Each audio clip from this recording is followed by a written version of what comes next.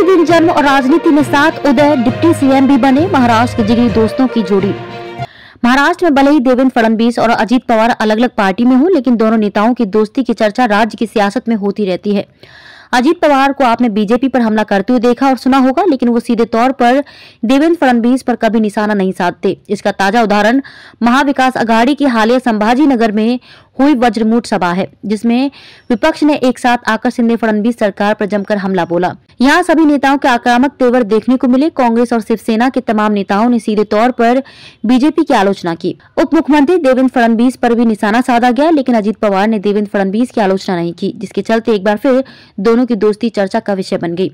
यह पहली बार नहीं है जब अजीत पवार ने फडणवीस के बारे में खुलकर निशाना नहीं साधा है। इससे पहले भी अजीत पवार ने सीधे तौर पर देवेंद्र फडणवीस पर आरोप लगाने या आलोचना करने से बचते रहे हैं। हालांकि पवार बीजेपी पर निशाना साधने में बिल्कुल भी नहीं चूकते। दोनों के बीच दोस्ती का नजारा बीते विधानसभा के बजट सत्र में भी देखने को मिला था।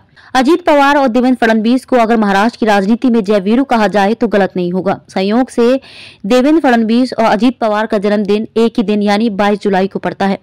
पक्के दोस्त राजनीति में भी एक साथ हुई एंट्री। देवेंद्र फडणवीस और अजीत पवार की राजनीति में एंट्री भी लगभग एक साथ ही हुई थी। दोनों की उम्र में करीब 10 साल का अंतर है। अजीत पवार ने साल 1991 में राजनीति में प्रवेश किया था। शुरुआत में वे बारामती से सांसद थे, लेकिन अपने चाचा शरद पवार के लिए उन्होंने इस्तीफा दे दिया था। उस समय शरद पवार केंद्र में रक्षा मंत्री बन चुके थे। उसके बाद बारामती विधानसभा चुनाव में अजीत पवार की जीत हुई थी। वहीं देवेंद्र फडणवीस ने साल 1992 में राजनीति में प्रवेश किया था। उस समय वे कॉलेज से पढ़ाई पूरी कर निकले ही थे। इसी साल वे नागपुर में पार्षद बने। उसके बाद वे मेयर भी बने। फिलहाल वे राज्य के उप मुख्यमंत्री हैं।